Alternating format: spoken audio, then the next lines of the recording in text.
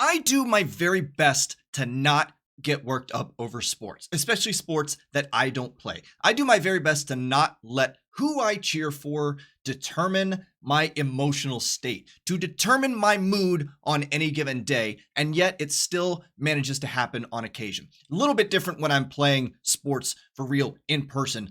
That's a little bit different, but these videos are a testament to that, because as much as this team has frustrated me, has made me angry throughout this season, I have still managed to find a way to keep my calm and discuss it rationally. In short, I have spent so much time defending this team this season, and now it's time to lay into them a little bit. So here we go. No cuts, no jokes, no fancy editing, no nothing. You're getting it straight from me. One take. Let's go.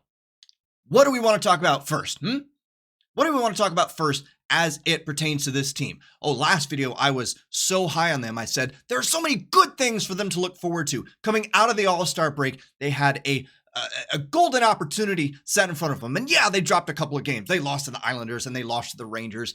Back-to-back on the road. Okay, I understand it. You're going to drop games every now and then. And then they go on what is, I think, the most impressive 3-game stretch of their entire season to date. Okay, they win in Columbus, and yeah, Columbus, you should go in and you should beat that team. Thank goodness they actually did that. But then they go to Boston in a hard-fought game. They win in a shootout. Good, we have some life. They come back home against the Colorado Avalanche, a team that is still very good in its own right. I know they have their own issues. I know they're struggling with goaltending, but in another hard-fought game, you take it over in the third period, and you command that game, and we have some life. You just beat 2 of the best teams in the league. You've got Florida on the schedule next. I think it's okay if you drop that game to Florida because, in my opinion, Florida's the best team in the Eastern Conference right now. I didn't expect that. 9-2, they lose to the Florida Panthers. They got their asses kicked up and down the ice. I think it was 4-1 by the end of the first period. I can't specifically remember. I know it probably was getting close to 5-1 or 6-1. And the only chance they had at redeeming that game was at the end of the first period. Once that 4th or 5th goal, and I can't even think of who scored it right now. I can't remember the circumstances, but I do know that it was up to the officials and this often arbitrary decision of what is goalie interference. And I looked at it and I said, there's a decent enough chance that that goal gets called back and it's a much more manageable game as you're going into the second period. But no, of course not. It doesn't happen. And I can understand why. I'm not here to bitch about the referees. I don't understand what goalie interference is these days. The point is, you got your ass kicked, admittedly by one of the best teams in the league, exactly 1 game after you beat 2 of the best teams in the league. What happened? Where's the difference? Somebody point out to me what changed between Boston and Colorado and Florida. And I will give them some grace, okay? I will extend that to them because they did. They played their asses off in the previous 2 games. They earned those wins. They deserve to be happy about those wins. Yes, 9-2 is embarrassing. I kind of expected them to lose to Florida, but again, not 9-2. Where I will not give them any grace is the follow-up. You lost to Florida at home. Okay, fine. Then you lose to Ottawa at home. The Ottawa Senators, who are actually in last in the Atlantic, and were it not for a handful of other bottom feeders throughout the season, like, Chicago and San Jose, Ottawa would be towards the bottom of the league. Like, they may actually be in competition for a lottery draft pick this season. And you let them walk into your house and just wipe the floor with you. It wasn't even close. From the word go, Ottawa was the better team. They wanted it more. And at this point in the season, they have nothing left to play for. What's your excuse? John Cooper says that this team is fighting for their lives. I don't see it. Because if they're fighting for their lives, they're fighting for their lives in the same way that, a high schooler fights for their life against Jason Voorhees in one of the old Friday the 13th movies. It's the personification of the Willy Wonka meme. Oh no, don't. That's the kind of fight that I see coming from this team right now. So you drop the game to Ottawa. Okay, not how you intended to come back on things, not your rebound. And then you host the Washington Capitals at home. I know Washington is better than their record indicates. I know they have a good defense. But once again, what happened? Genuinely, what happened? You let them get out to a 2-goal lead, I think, in the first period. I'm so flustered right now that I can't even recall the ins and outs of that game. But I know they held a 2-goal lead for most of that game. Congratulations, you came back and you tied it up in the third period, and then you gave it away within the final 5 minutes of the game. Third loss in a row. 2 of those losses came against teams you have no business losing to. And the third was just outright embarrassing. Do you want to play Florida in the postseason at this point? Who do you want to play in the postseason at this point? There are so many flaws that I can point to on this team, and I've been doing my best to do the mental gymnastics to justify where they are and say that at times they are victims of circumstance. They lost Andrei Vasilevsky for 20 games. Yes, they did. Where was the team to rally around Jonas Johansson and Matt Tompkins during those days? What happened?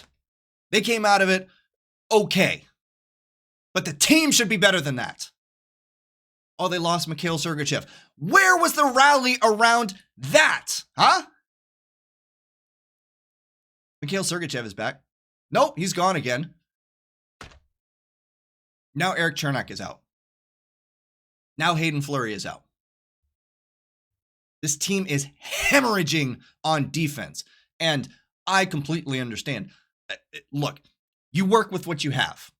The Lightning have been in cap hell for the last 3 seasons. You have lost so many names that I love that contributed positively to this team and allowed what is often a dangerous offense to not worry about a thing and let them focus on scoring. Let them focus on the power play. That's what a guy like Ryan McDonough does for you. A guy like Kevin Shattenkirk. A guy like Jan Ruda. A guy like Luke Schenn. That's what those guys give you in those moments. And I understand that with your salary cap situation, you can't actually afford them anymore. They're worth so much more money. They won Stanley Cups. Of course, go and get paid. I will never blame them for that. But what I miss about this team, what sets this team apart right now on February, whatever the hell day it is in 2024, from those first 2 Stanley Cup runs and that third where they could have won against the Avalanche. On offense and on defense, it was a next man up mentality. It was even, it happened in goaltending too. Do you remember back in, I think, 2018, Andrei Vasilevsky was out for a significant amount of time, I think basically through December, and who stepped up but eternal backup Louis Domingue? And he kept them in the race, gave them success along the way. Nikita Kucherov goes out for an entire season. Next man up. Who's going to take that spot? Who's going to take on responsibility? Steven Stamkos goes out for every single game of a playoff run. Next man up. Who's replacing? Who's going to step up? Who's going to take charge? Who's going to be the leader? Who's going to take on some scoring? And it happened. Steven Stamkos only had to play a grand total of 2 minutes in one singular game during that entire playoffs, and the Lightning still come away with the Stanley Cup. Nikita Kucherov misses 82 games in an entire season, and the Lightning still look formidable. They get the job done. They make the playoffs. They go win the cup again.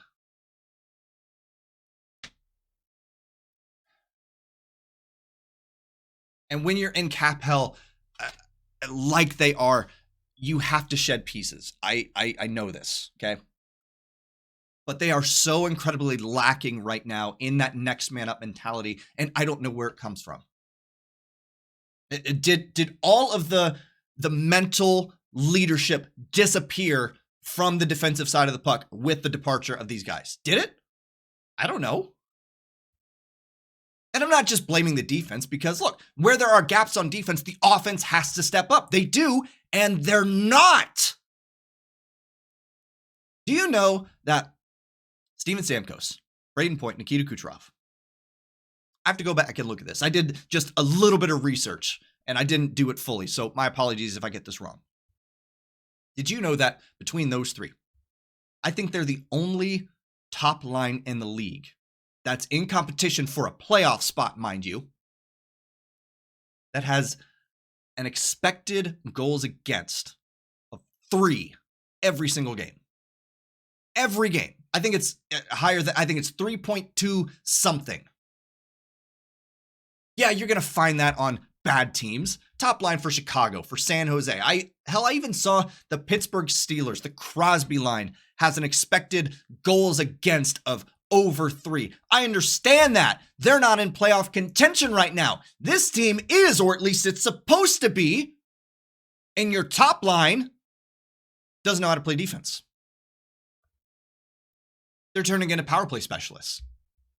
And don't get me wrong, I'm thrilled. They have a phenomenal power play. Last I checked, it's still number 1 in the league, which is saying something when you have other power plays that feature Connor McDavid and Leon Draisaitl, that feature Nathan McKinnon and Mikko Rantanen, that feature Austin Matthews and Mitch Marner.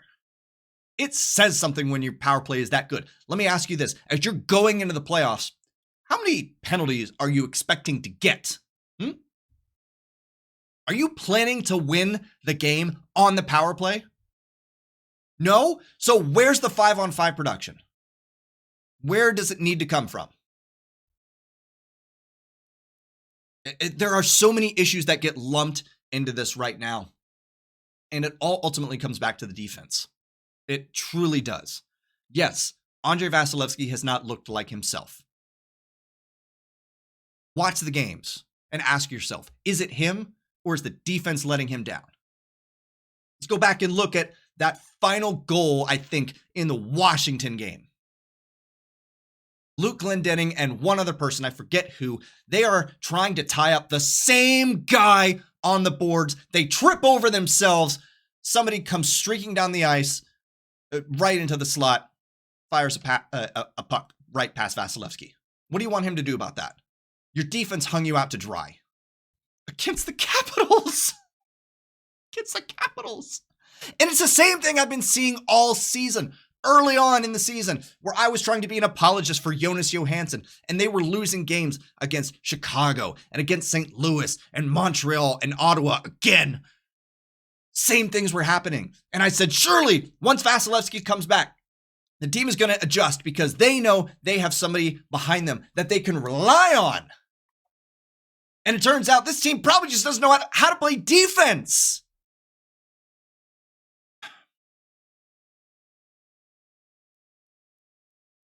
Were this any other season, let's say that this is happening 2 to 3 years down the road, I think I'm making less of a deal about it than I am right now. But you know why I'm making a big deal out of it right now? Because the Lightning continue to say that they want to go get another cup. They continue to say that they want to be competitive right here and right now. Julien Brisebois continues to make moves that communicate to us, the fans, and to the team that they want to go win again right now. And we're supposed to buy into that while we watch the product that's on the ice. We're supposed to watch them go into what is the softest part of their schedule. Let me just read for you their schedule coming out of that game against Florida. Okay, again, I was counting Florida as a loss. Ottawa at home, lost. Washington at home, lost. Then you're going to a back-to-back, the Islanders and the Devils. You should beat both of them, but back-to-back, you'll get away with one loss. The Flyers. That's probably the only one in the next 5 or 6 games that I would be okay if you lost because they're in a playoff position and they're playing like it. Homestand, Buffalo, Montreal, Calgary, Philadelphia, Rangers. Then you've got a road trip that's really tough. Florida, Vegas, San Jose, LA, Anaheim. then you're done with the Western Conference. Boston, Islanders, Red Wings at home. On the road, Toronto, Montreal, Pittsburgh. And then your final 5 games of the season, Columbus and Ottawa at home, Washington in DC, Buffalo and Toronto at home. This team has been given a gift of a schedule on the back end.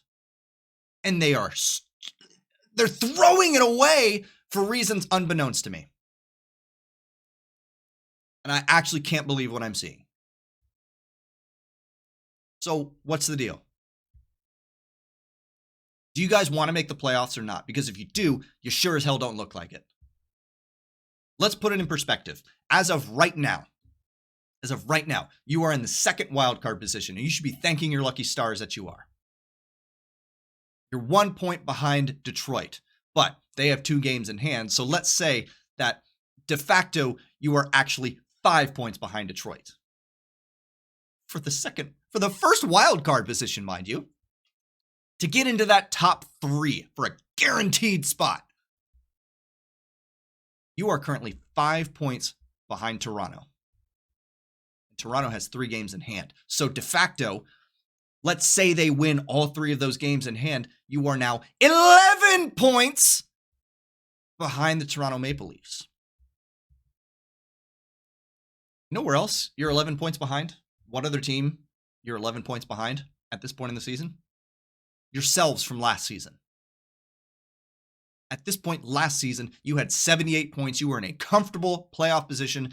Nobody was going to catch you. I know you were only the 3rd seed at that point. I know you finished as a 3rd seed, but you were 11 points ahead of where you are right now. Something's got to change here. I genuinely don't know what it is. Mikhail Sergachev is gone. Yeah, maybe he comes back if you make a deep playoff run. Are we counting on that right now? Are we? It doesn't look like it. Eric Chernak went down. Okay, he's probably coming back. I heard it was illness, whatever. Hayden Fleury went down against the Capitals. He's not coming back. So what's the deal here? Are you going to try to address your needs at the trade deadline? I've heard that they're maybe in on Noah Hanifin. Okay, maybe that fixes a little something right now. Maybe. But it's perpetuating a cycle. Because at the start of next season, if you bring on Noah Hanifin, I know Julien Brisebois, he's not going to bring him in as a rental. Because he's not the last piece that needs to be plugged in before this team is all of the sudden cup competitive. You're putting yourself into further cap hell again. And I don't want to believe that Julien Brisebois is going to give away the farm for another player that may or may not work out. Looking at you, Tanner Jeannot. Looking at you. Does Tanner Jeannot have right now? What's his 12 points. 12 points in 26 games. Sorry, I realized my camera just glitched out there for a second. 12 points in 26 games. No, not 26 games. 42 games! 12 points in 42 games. We gave up 5 draft picks and Cal Foot for this guy. Give me Cal Foot back, please. I don't even care about the draft picks. We need help on the blue line.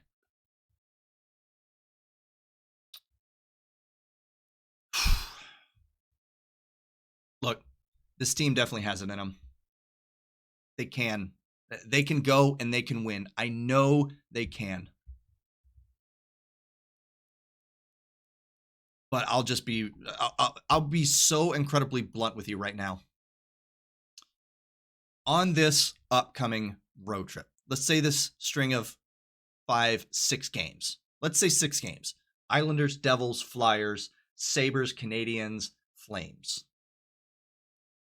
6 games. If you don't come away with 4 wins in those 6 games, I'm not confident that they're going to even make a wild card position at this point. Yeah, they have a decent lead, but they're just digging their own grave. There are 25 3 games left on your schedule. You cannot afford to be screwing around with some of these teams. You cannot afford to be playing down to the competition like you did against Ottawa and Washington and the Islanders before that.